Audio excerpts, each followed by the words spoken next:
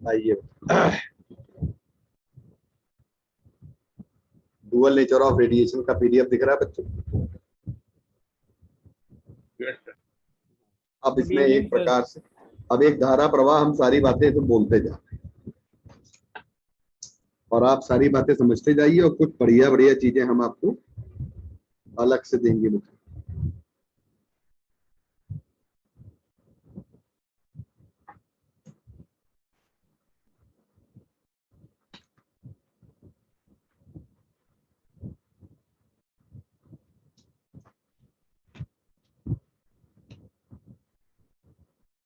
आइए, पहली बात तो हम लोगों को समझना है,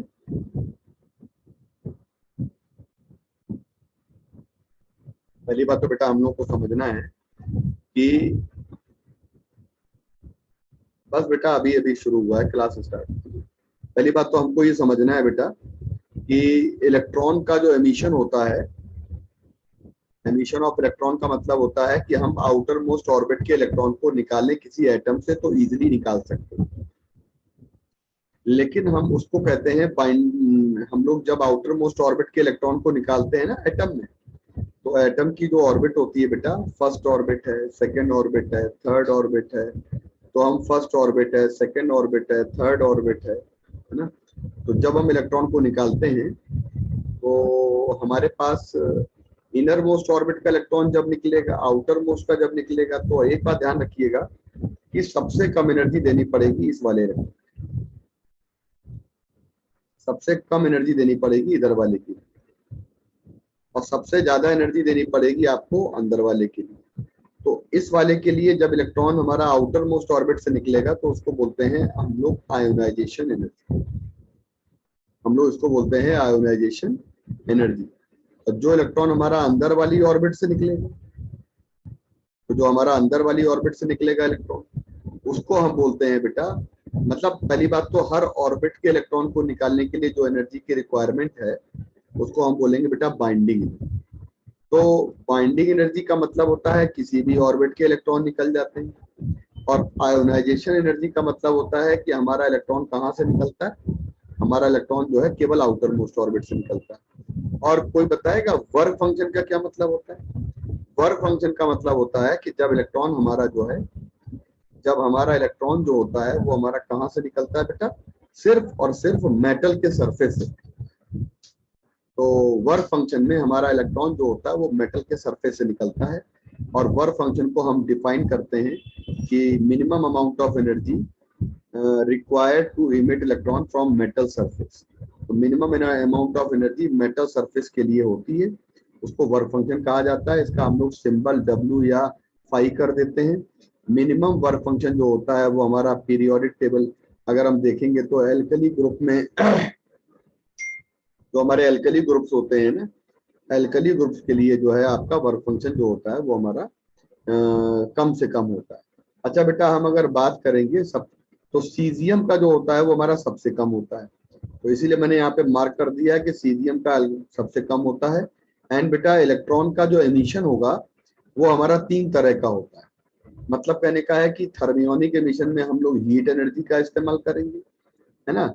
और बेटा हम अगर बात करेंगे थर्मियोनिक एमिशन तो वहां पर हीट एनर्जी का इस्तेमाल करेंगे। फील्ड एमिशन में हम लोग इलेक्ट्रिक फील्ड का इस्तेमाल करेंगे। और बेटा फोटो इलेक्ट्रिक एमिशन की बात करेंगे तो हम यहाँ पे बेटा क्या इस्तेमाल करेंगे, लाइट एनर्जी। तो और हमारे कुछ मटेरियल होते हैं जो फोटो सेंसिटिव होते हैं, है ना। अच्छा बेटा एक बात समझिएगा ध्यान से कि फोटो इलेक्ट्रिक एमिशन का जो हिस्टोरिकल बैकग्राउंड है, सबसे पहले डिस्कवरी की थी हर्ट्ज ने, और हर्ट्ज ने बताया था कि फोटो इलेक्ट्रिक एमिशन जो है ना एक प्रकार का सिंपल सा इलेक्ट्रॉन का डिस्चार्ज होता है, सिंपल सा इलेक्ट्रॉन का डिस्चार्ज होता है। और मान लीजिएगा अगर हम बात करते हैं, सपोज करिएगा अगर बेटा हम बात करते हैं कि कोई हमारा सपोज करिए कि हमने कोई भी मेटल का सरफेस लिया, किसी को भी कैथोड बना दिया।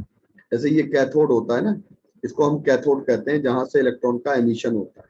तो कैथोड को स्पेशली हम अगर जिंक का बनाएं और जिंक का बना के हम यूवी लाइट गिराएं, तो ये एक्सपेरिमेंट करने वाले थे आपके हॉलवेश।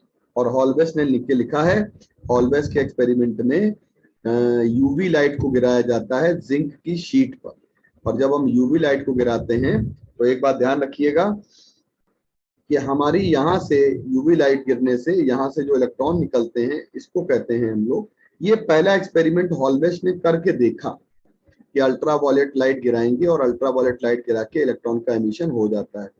तो इसके बाद आए थे फोटोइलेक्ट्रिक एमिशन को इन्होंने डिस्क्राइब किया, और इसके बाद आए थे प्लैंक, और प्लैंक ने इस बात को समझाया था, बेटा एक बात समझिएगा, हर जगह एक्सपेरिमेंट में कोई लाइट नहीं गिराई गई, लेकिन सबसे पहले हॉलबेस ने लाइट का इस्तेमाल किया था, तो डिस्कवरी का क्रेडिट जो है वो हॉलबेस को गया। और phenomena of emission of electron from the good emitter, या जो गुड हमारा सब्सटेंस है मेटल से, इसको कहते हैं फोटोइलेक्ट्रिक एमिशन।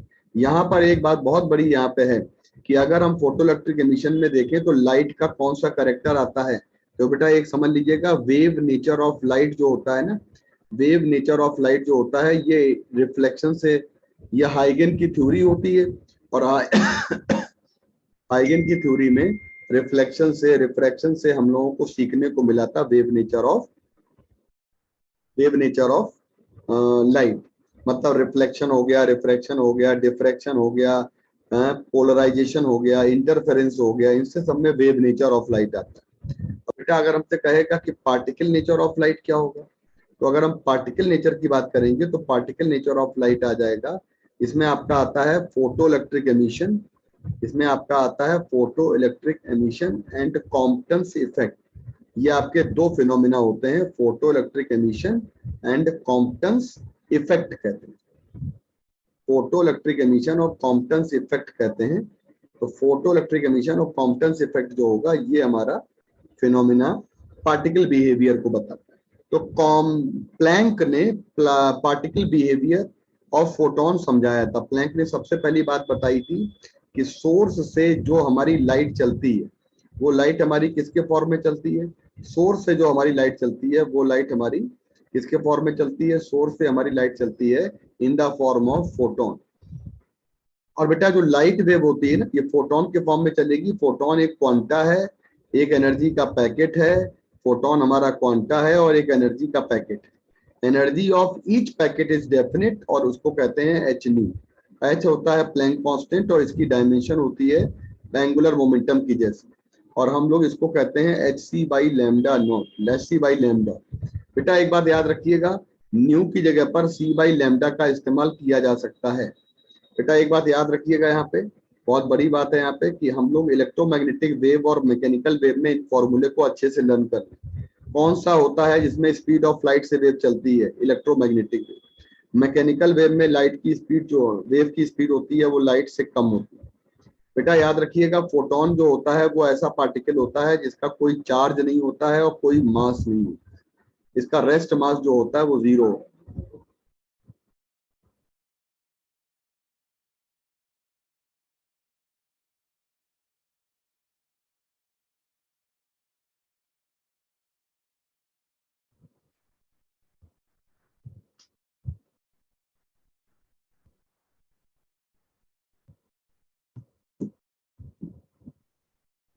बेटा यहाँ पे रखिएगा बात कि अगर हम फोटोन की बात करते हैं,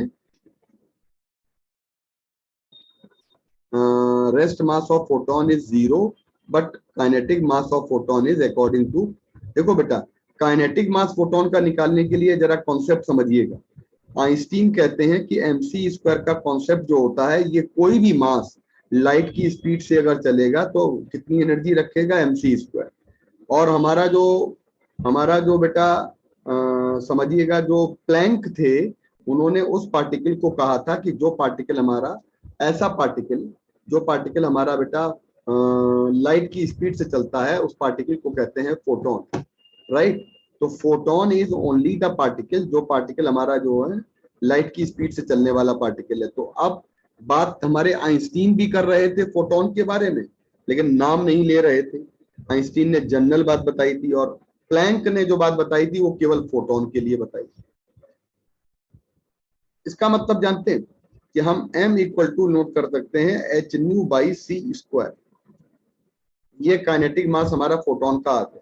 अगर आप न्यू की जगह सी बाई लैम्डा पुट कर दीजिए तो ये आ जाएगा एच बाई सी लैम्डा। ये हमारा फोटोन का काइनेटिक मास का पहला फॉर्मूला आ गया और ये दूसरा फॉर्मूला आ गया। अगर मोमेंटम हम निकालेंगे तो मोमेंटम निकालने का मतलब है मास इनटू वेलोसिटी, और मास और वेलोसिटी को हम मल्टीप्लाई करेंगे तो मास अगर ये ले लेंगे तो मोमेंटम निकालने का मतलब होता है मास इनटू वेलोसिटी। तो हमारे पास एक फॉर्मूला आ जाएगा मोमेंटम का H nu by C square into C, और दूसरा फॉर्मूला हो जाएगा मोमेंटम निकालने का H by C lambda into C. C से किसी कट जाएगा, इसका मतलब एक फॉर्मूला आ गया P by P equal to H by lambda और दूसरा आ गया एच न्यू बाई सी आ गया। कहते हैं वेव पार्टिकल डुअलिटी फॉर्मूला। कहते हैं मोमेंटम ऑफ फोटोन का जो फॉर्मूला आता है, ये फॉर्मूला हमारा वेव और पार्टिकल के डुअल कैरेक्टर को एस्टेब्लिश करता है। मतलब ये वाली चीज जो होती है वो वेव नेचर को बताती है, और ये वाली जो चीज होती है वो हमारी पार्टिकल नेचर को बताती है। तो एक वेव नेचर को बता रही है और एक पार्टिकल नेचर को बता रही है। अच्छा, यहाँ पे आते हैं energy of photon is quantize. अगर फोटोन की एनर्जी आप देखेंगे तो फोटोन की एनर्जी जो होती है बेटा वो क्वांटाइज्ड होती है। मतलब सोर्स से हमारा फोटोन, याद रखिएगा, जितनी भी एनर्जी हमारी सोर्स है, मान लीजिए सोर्स ले लिया हमने, देखिए बेटा हमने यहाँ पर एक सोर्स ले लिया है और ये सोर्स ले लिया है, और हमारी एनर्जी जो है वो यहाँ से गिरती है। हमारी एनर्जी बेटा यहाँ से गिरती है और ये आ जाएगा हमारे पास, ध्यान से सुनिएगा, एक ये सरफेस एरिया आ गया और वो हमारा एरिया ए है। तो अगर हमारी सोर्स से एनर्जी जब गिर रही है यहाँ पे, तो नंबर ऑफ फोटॉन्स हम लोग गिराएंगे यहाँ पे। तो कहा जाता है बेटा, समझने की बात है कि टोटल फोटॉन्स की संख्या मान लो एन। मान लीजिए कितने फोटोन गिर रहे हैं, एन। कितने फोटोन गिर रहे हैं, एन। यानी कि टोटल एनर्जी जो गिरेगी वो गिरेगी एच न्यू प्लस होगी एच न्यू प्लस होगी एच न्यू, और अप टू सो ऑन हमारा आ जाएगा एन।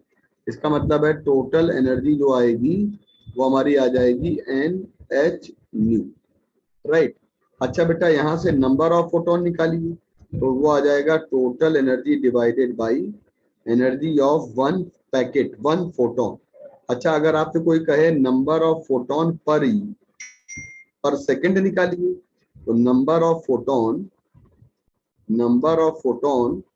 पर सेकंड अगर निकालना है तो पर सेकंड निकालने के लिए, नंबर ऑफ फोटोन पर सेकंड निकालने के लिए टोटल एनर्जी पर सेकंड कर लेना और डिवाइडेड बाई आ जाएगा एच न्यू, है ना। डिवाइडेड बाई हटा आ जाएगा एच न्यू।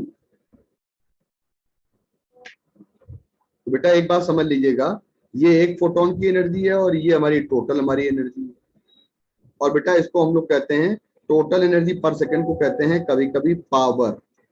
और बेटा कभी कभी हमको दिया जाता है पावर, नंबर ऑफ फोटोन हमारे आ जाएंगे power divided by H nu, या इसको आप बोलोगे power divided by H C by lambda, H C by lambda बोलेंगे।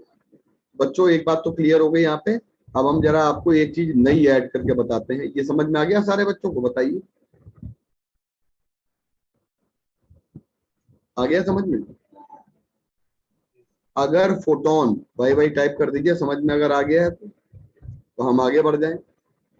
अगर फोटोन हमारा इंसिडेंट होता है किसी भी सरफेस से और ये रिफ्लेक्ट होता है, तो यहाँ पे चेंज इन मोमेंटम आ जाएगा माइनस का 2p।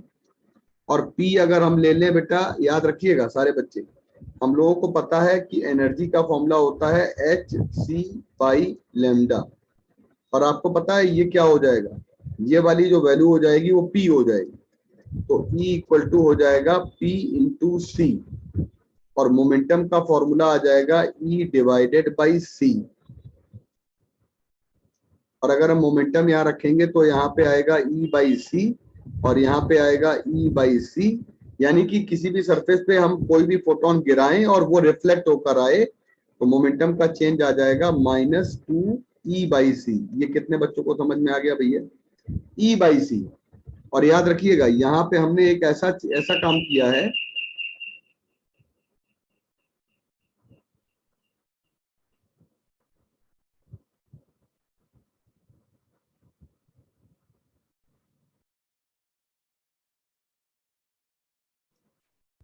यहाँ पे हमने ऐसा काम किया बेटा कि हमारे पास जो फोटोन हमारा यहाँ आया, ये फोटोन हमारा E/c मोमेंटम लेकर आया और यहाँ पे हमारा फोटोन जो है वो हमारा जो है एब्जॉर्ब हो गया, मतलब रिफ्लेक्ट नहीं हुआ बेटा, एब्जॉर्ब हो गया।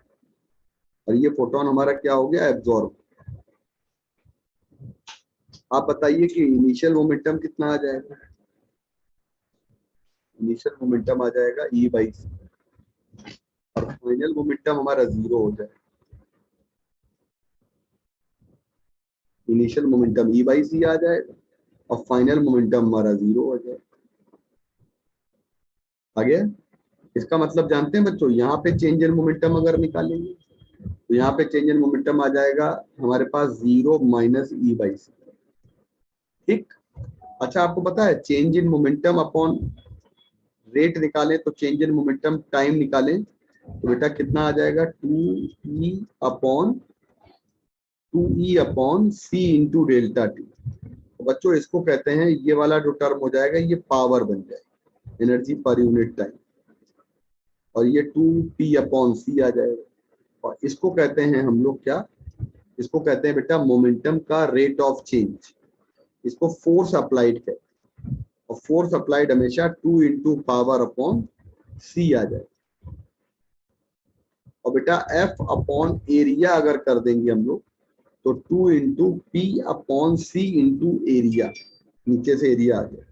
बच्चों एक बात बताइएगा, ये जो आपको मैंने बताया ना एरिया, पता है आपको कि पावर अपॉन एरिया क्या हो जाएगा, पावर अपॉन एरिया हो जाएगा इंटेंसिटी, और 2 इंटू इंटेंसिटी अपॉन C आ जाएगा।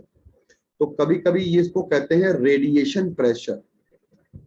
तो रेडिएशन प्रेशर आपका ये तब आएगा जब फोटोन हमारा रिफ्लेक्ट कर जाएगा, यहाँ पे फोटोन एब्जॉर्ब कर जाएगा।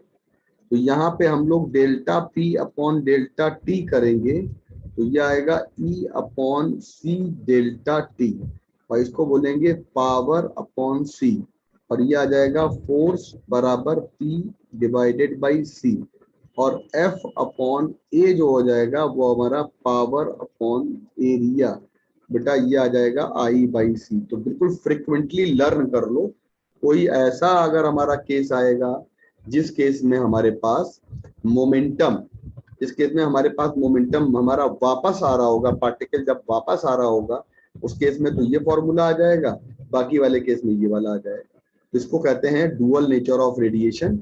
आइंस्टीन का जो कॉन्ट्रीब्यूशन था, आइंस्टीन का जो एक्सप्लेनेशन था, आइंस्टीन ने पार्टिकल नेचर मानकर फोटो इलेक्ट्रिक एमिशन को सक्सेसफुली एक्सप्लेन किया था। और आइंस्टीन ने कहा था कि पार्टिकल बिहेवियर माना जाएगा। तो उन्होंने कहा कि जैसे मान लीजिएगा कि हमारा ये कोई मेटल का सरफेस है, तो आइंस्टीन कहते हैं कि इस मेटल के सरफेस पे जो इलेक्ट्रॉन्स आपके दिए गए हैं, ये जो इलेक्ट्रॉन्स आपके दिए गए हैं, और इन इलेक्ट्रॉन्स की बात करते हैं, और हम इन इलेक्ट्रॉन्स की बात करते हैं तो हमारे पास जो इलेक्ट्रॉन निकलेंगे, ये कहा जाता है कि एक फोटोन एक इलेक्ट्रॉन पे टकराता है, एक फोटोन एक इलेक्ट्रॉन पे टकराता है। तो अगर एक इलेक्ट्रॉन को निकालना है तो हम समझ जाएंगे कि hν की वैल्यू जो होती है वो हमेशा वर्क फंक्शन से क्या होनी चाहिए, ज्यादा होनी चाहिए, तब हमारा इलेक्ट्रॉन निकलेगा। तो पहली बात तो समझ लीजिए कि number of photon will be equal to number of electron.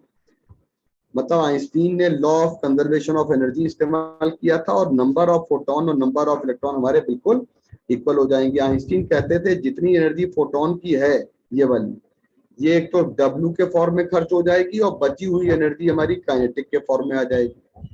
तो इसको कहते हैं रेस्ट एनर्जी जो होती है वो हमारी एज ए काइनेटिक एनर्जी आती है। रेस्ट एनर्जी हमारी जो होती है वो एज ए काइनेटिक एनर्जी होती है। तो हमारे पास याद रखिएगा फॉर्मूला आ जाएगा हमारे पास कि आइंस्टीन की इक्वेशन E इक्वल टू, या ऐसे निकालिएगा hν इक्वल टू आ जाएगा work function plus kinetic energy. बच्चों ये आइंस्टीन की इक्वेशन है और यहाँ पे आप hν माइनस W भी कर सकते हैं। और मुझे लगता है कि आइंस्टीन के कंट्रीब्यूशन में आप यहाँ पे ये एनर्जी का कंजर्वेशन इस्तेमाल कर सकते हैं, यही मैंने बताया। और यहाँ पे कई सारे फॉर्मूले इस्तेमाल कर सकते हैं, जैसे E इक्वल टू होता है hν माइनस W। अब आप बताइए W की जगह पे हो जाएगा hν नॉट, वर्क फंक्शन है, मिनिमम एनर्जी है, तो ये हमारे पास आ जाएगा H new minus H new not. और अगले बार हमारे पास डब्ल्यू का फॉर्मूला आ जाएगा H C by lambda naught. तो हमारे पास ई के इक्वल टू हो जाएगा, ये आ जाएगा एच न्यू, क्या आएगा बेटा, एच सी बाई लैम्डा, और यहाँ पे आएगा H C by lambda naught. तो इस तरह के बहुत सारे क्वेश्चंस मिलेंगे, बहुत सारे केसेस मिलेंगे। तो डिफरेंट डिफरेंट हमारे जो केसेस होते हैं वो हम लोगों ने यहाँ पे कंप्लीट कर लिए बेटा। अब हमें एक बात बताइएगा सारे बच्चे,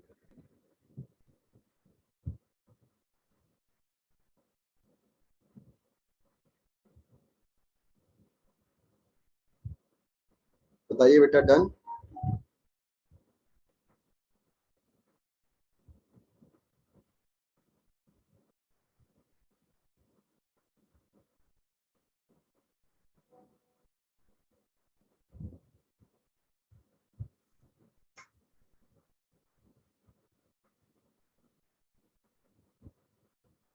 आगे आ जाते हैं बेटा हम। आगे बेटा हमारे पास कहते हैं कि इंटेंसिटी है ना, जैसे ये मैंने पढ़ा है इंटेंसिटी का इफेक्ट क्या हो। अब ये जो ऐसे फोटो सेल हमारा बना हुआ है, यहाँ पे हमारे सोर्स से अल्ट्रा वायलेट या कोई भी फोटोन गिरेगा, मान लीजिए एन फोटोन गिरते हैं और यहाँ से एन इलेक्ट्रॉन निकलेंगे। तो कहा जाता है बेटा इंटेंसिटी की डेफिनेशन होती है total energy falling on the surface per unit area per unit time. और इसको कहते हैं हम लोग बेटा, इसको क्या कहते हैं, इसको कहते हैं हम लोग, जल्दी बताइए क्या कहते हैं, बताइए, पावर। इसको क्या कहते हैं, पावर। और डिवाइडेड बाई क्या हो जाएगा, एरिया। यानी इंटेंसिटी का फॉर्मूला जो होता है वो पावर पर यूनिट एरिया होता है। आपको पता है बेटा, जैसे हमने लाइट जो यहाँ से गिराई है, अब हमने कहा कि टोटल हमारी एनर्जी कितनी गिरेगी, तो टोटल एनर्जी होती है सारे फोटोन की एनर्जी का ऐड कर लेते हैं, और सारी फोटोन की एनर्जी जब हमारी ऐड हो जाती है तो हमारे पास टोटल एनर्जी आ जाएगी एन एच न्यू। हमारे पास टोटल एनर्जी आ जाएगी एन एच न्यू। बच्चों एक बात ध्यान रखिएगा, जैसे आपने टोटल एनर्जी निकाली, sum of energy of all photon निकाल दिया, तो टोटल एनर्जी हमारी किस पे डिपेंड करती है, नंबर ऑफ पैकेट्स पे। और इंटेंसिटी का फॉर्मूला क्या होता है, total energy divided by area into time. बताइए इंटेंसिटी टोटल एनर्जी पे डिपेंड करेगी, और टोटल एनर्जी जो होती है वो आपकी किस पे डिपेंड करती है, एन पर। यानी इंटेंसिटी जो होती है वो हमारी डायरेक्टली नंबर ऑफ पैकेट पे डिपेंड करेगी। तो नंबर ऑफ फोटोन जो होते हैं उतने ही नंबर ऑफ इलेक्ट्रॉन इमिट हो जाते हैं, और जितने इलेक्ट्रॉन इमिट होते हैं उतने ही करंट बन जाती है। इसका मतलब अगर हम बात करें कि करंट अगर बढ़ाना है तो हम केवल इंटेंसिटी को टच करें बस। अगर हमें करंट चेंज करना है तो हम लोग इंटेंसिटी को, तो करंट बढ़ाने का मतलब हो गया इंटेंसिटी को चेंज कर दीजिए। तो बच्चों करंट का सीधा इफेक्ट आ गया इंटेंसिटी पर। और एक बात ध्यान रखिएगा, ये वाला पूरा कंसेप्ट देख लीजिएगा कि 1/d² से इंटेंसिटी हमारी पॉइंट सोर्स की डिफाइन होती है, और फिर हम आगे आ जाएंगे तो हमारे पास अगर आपने डिस्टेंस कम की सोर्स की तो इंटेंसिटी बढ़ जाएगी, टोटल एनर्जी बढ़ जाएगी, number of photon increase, number of electron increase, current की वैल्यू। ऐसे बहुत सारे क्वेश्चंस आ जाते हैं। एक बेटा आता है यहाँ पे फ्रीक्वेंसी का इफेक्ट। फ्रीक्वेंसी का इफेक्ट बड़ा सिंपल है कि जैसे आपने फ्रीक्वेंसी चेंज करी वैसे ही बेटा एच न्यू चेंज हो जाएगा। और आइंस्टीन की इक्वेशन क्या होती है, H new minus W. H new बदल गया तो हमारा काइनेटिक एनर्जी बदल जाएगी। और आपने अभी अभी पढ़ा बेटा, पहले बताओ इतना क्लियर हो गया आप लोगों को? ये वाला क्वेश्चन जरा देख लीजिए सारे बच्चे, और मुझे बता दीजिए कि ये क्वेश्चन आप लोग कर लोगे। अगर हम फोटोन की एनर्जी को डबल कर दें तो हमारा मैक्सिमम काइनेटिक एनर्जी कितनी हो जाती है, दुगने से भी ज्यादा हो जाती है। देख लीजिए 2 मिनट।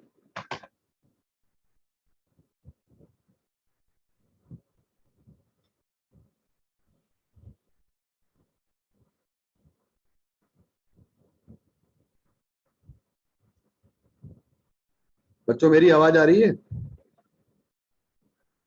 Yes sir. क्या क्या ऐसा कर सकते हैं, अगर आप लोग हमें अलाउ करें तो इधर 2-3 दिन क्लास हम आपकी न्यू लाइट से लाइव करा दें बोर्ड पे, बताओ? अरे यस सर। करा दीजिए। बताओ बेटा। बिल्कुल सर, बिल्कुल सर। जैसा ऑफलाइन में बताएं वैसे आप कोशिश कर सुबह सकते हैं। सुबह रखेंगे सर? नहीं बेटा, 4 बजे। अच्छा। Yes sir. 1.5 घंटे की क्लास होगी, 4 से 5:30। Yes sir. एक बार आप लोग देख लीजिए न्यू लाइट से क्लास कैसे ही चलती है ना बेटा। बाय बाय टाइप करो एग्री करने वाले बच्चे, 4-5 दिन के लिए। सेटअप लगवाना पड़ेगा, सेटअप भी बड़ा वो है, कैमरा वैमरा सब अरेंज कर।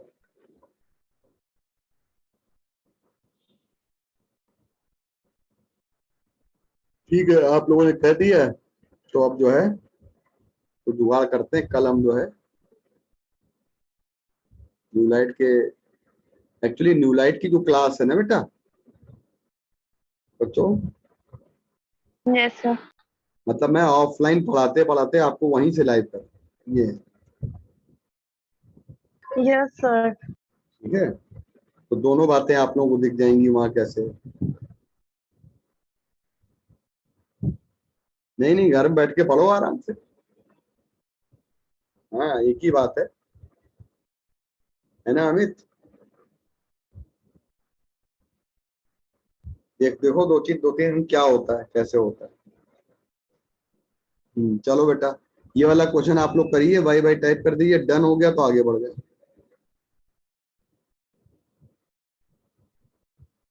देखो एक बात रखिएगा यार, कि हम लोग पहली इक्वेशन बनाएंगे ये वाली, और बाद में हम फ्रीक्वेंसी को डबल कर देंगे। जब फ्रीक्वेंसी को डबल कर देंगे तो हमारे पास ये वैल्यू आ जाएगी, और हमारी जब ये वाली वैल्यू आ जाएगी तो हम इसको कितने भी तरीके से सॉल्व करेंगे, एक हमारा आंसर ये आएगा और एक आंसर ये आएगा। इसको कहते हैं दुगने से ज्यादा हो जाती है, मोर देन डबल।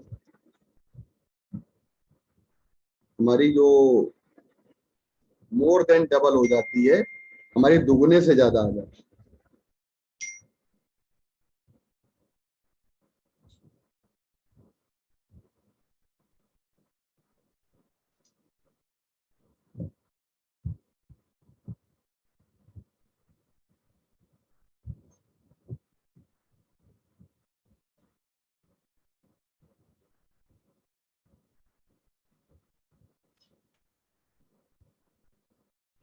तो बेटा एक बात समझ लीजिएगा, कि हम लोग जब आते हैं कि इफेक्ट ऑफ मेटल सरफेस, इस पे एक बहुत अच्छा क्वेश्चन बनता है। जरा बताइएगा, थोड़ा सा आगे का कंसेप्ट इस्तेमाल कर रहे हैं, जरा बताइएगा, आप लोग कर लोगे। जरा बताइएगा, ये हमारा एक फोटो सेल है, ये कैथोड है, ये एनोड है, और यहाँ पे गिरते हैं फोटोन, और इसका वर्क फंक्शन है W। और ऊपर वाले में करंट कितनी मिल रही है?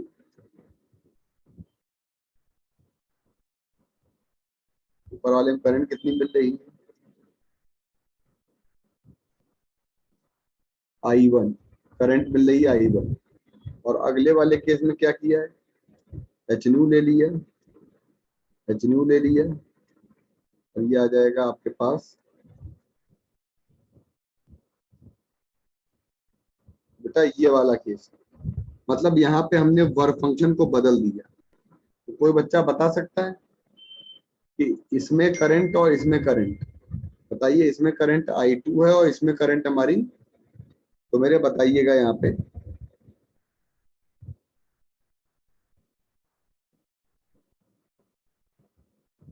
अब मेरे को बताइए, I1 इक्वल टू I2 और नॉट, पहला I1 ऑप्शन। चेंज क्या किया है? I1 इज कौन सा option? I1 equal to I1 I2। तो कोई कंफ्यूजन इसमें?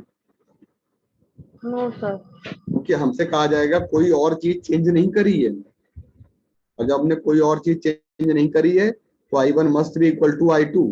लेकिन एक बात ध्यान रहे कि हमारा जो W1 है वो W1 से बड़ा है W2, लेकिन उससे भी बड़ी है हमारी फोटोन की एनर्जी। अगर ये कंडीशन दी जाएगी तभी आपका आंसर आएगा।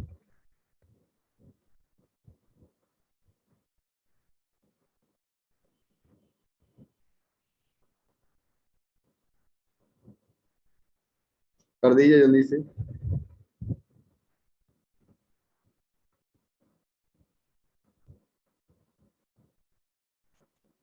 बिना कंडीशन के कैसे बता सकते हैं? गुड।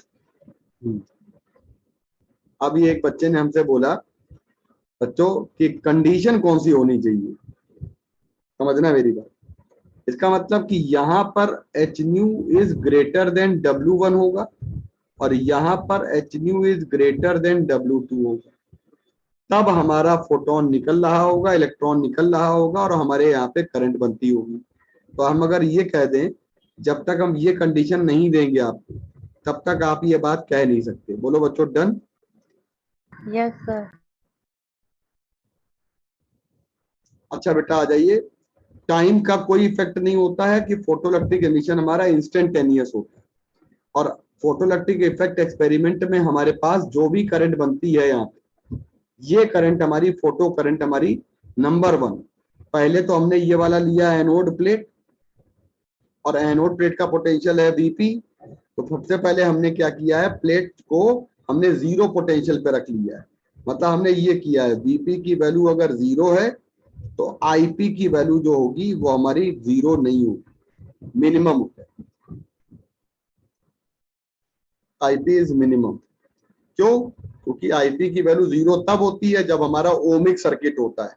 यहाँ पे कोई ओमिक सर्किट तो है नहीं, इसलिए हमारी Ip की वैल्यू जो होगी बेटा वो कभी भी 0 नहीं होगी, यानी मिनिमम करंट मिलेगी आप। तो हमको पहले वाले केस में मिनिमम करंट मिलेगी, आई मिनिमम। और जब हम बात करेंगे केस 2, जब हम Vp की वैल्यू को कुछ भी बढ़ाएंगे बेटा, तो Vp की वैल्यू को बढ़ाइए और Ip की वैल्यू अपने आप बढ़ जाएगी। Vp की वैल्यू बढ़ाइए, यहाँ पे आ जाएगा मान लीजिए 10 वोल्ट, Ip आ जाएगी 1 मिली एम्पियर, यहाँ पे आ जाएगा 20 वोल्ट, यहाँ पर आ जाएगा 30 वोल्ट, यहाँ पर आ जाएगा 40 वोल्ट, यहाँ पर आ जाएगा 50 वोल्ट और ये हमारे पास आ जाएगा 2 मिली एम्पियर, 3 मिली एम्पियर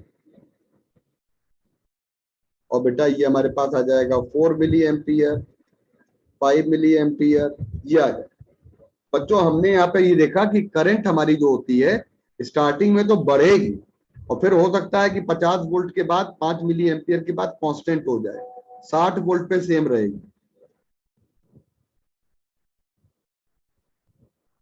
बोलिए बेटा, 5 मिली एम्पियर की करंट हमारी 50, 60, 70 में सब में एक जैसी हो जाएगी। तो हम आपसे बोले कि ये करंट जो होती है वो सैचुरेशन करंट होती है, जो करंट कभी भी वोल्टेज पे डिपेंड नहीं करती। तो ग्राफ जब आप इसका देखेंगे तो हमारी सैचुरेशन करंट बनती है, ये देखिए, यानी कि यहाँ पर करंट हमारी सैचुरेट हो जाती है। अब इसके बाद जो हमारी करंट बनती है ना बेटा, ये हमारी करंट आपकी यहाँ के बाद सैचुरेट हो जाती है। यहाँ तक देख लीजिए, बता दीजिए फिर।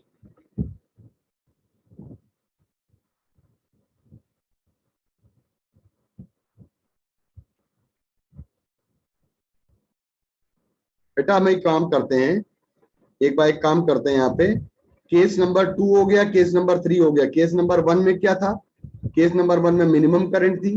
केस नंबर 2 में करंट वेरी करेगी और करंट जब आपकी वेरी करेगी तो देखो चार्ट हमने बना दिया, करंट हमारी ऐसे वेरी करेगी और फिर जाके मैक्सिमम हो जाएगी। ये केस नंबर 2 हो गया। और केस नंबर 3 का मतलब क्या है? हम नेगेटिव पोटेंशियल अप्लाई करेंगे जहां पे करंट की वैल्यू 0 हो जाएगी। ये केस नंबर 3 आ गया, यानी कि इसको कट ऑफ वोल्टेज कहते हैं। In this negative potential is called stopping potential या कट ऑफ पोटेंशियल।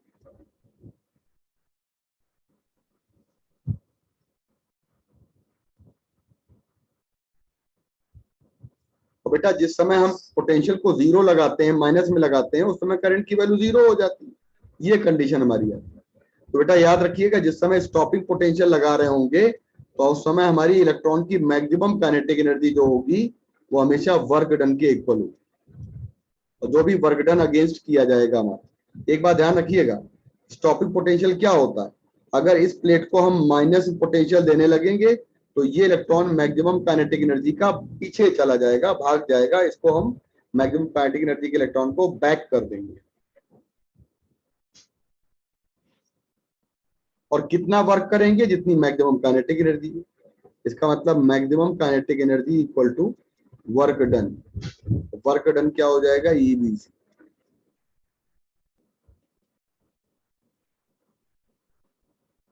बच्चों क्लियर हो गया एक्सपेरिमेंट आपका, ग्राफ क्लियर हो गया? Yes sir. और बच्चे बता दीजिए, अब जैसे इसी ग्राफ में कोई कहे कि इंटेंसिटी बढ़ रही है, तो इंटेंसिटी बढ़ेगी तो करंट की वैल्यू बढ़ेगी। देखिए करंट की वैल्यू बढ़ रही है, यहाँ पे करंट की वैल्यू I1 है और यहाँ पे करंट की वैल्यू I2। धीरे धीरे करंट की वैल्यू बढ़ रही है। अगर हमसे कोई कह दे कि यहाँ पर हमारा कट ऑफ वोल्टेज चेंज कर दी, तो आपको पता है कट ऑफ वोल्टेज के लिए क्या इक्वेशन होती है, ईवीसी इक्वल टू होता है एच न्यू माइनस डब्ल्यू, और न्यू की वैल्यू जब चेंज हो जाएगी तो वीसी की वैल्यू भी चेंज हो जाएगी। फ्रीक्वेंसी चेंज होने से, यानी फ्रीक्वेंसी का इफेक्ट, और नीचे देखिएगा फ्रीक्वेंसी का इफेक्ट, तो फ्रीक्वेंसी बढ़ेगी, एच न्यू बढ़ेगा, काइनेटिक एनर्जी बढ़ेगी, कट ऑफ वोल्टेज बढ़ेगा, करंट कांस्टेंट रहेगी, नंबर ऑफ फोटोन नहीं बदलेंगे, नंबर ऑफ इलेक्ट्रॉन नहीं बदलेंगे, करंट नहीं बदलेंगे। इसका मतलब ग्राफ हमारा ये वाला बिल्कुल तैयार हो जाएगा। बताइए इन दोनों ग्राफ में कोई दिक्कत किसी बच्चे को, जल्दी देखिए।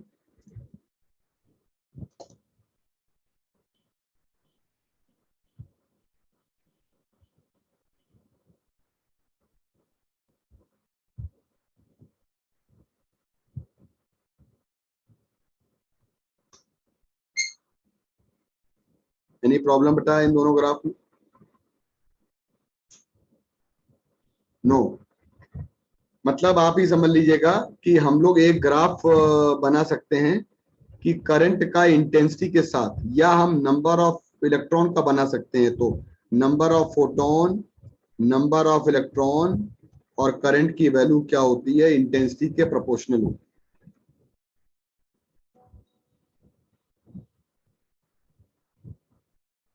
अब हमारे कुछ रेनाउंड ग्राफ हैं, इन ग्राफ को कल आप करके आइएगा, जो भी आपको ग्राफ ना आए ये हमसे पूछिएगा।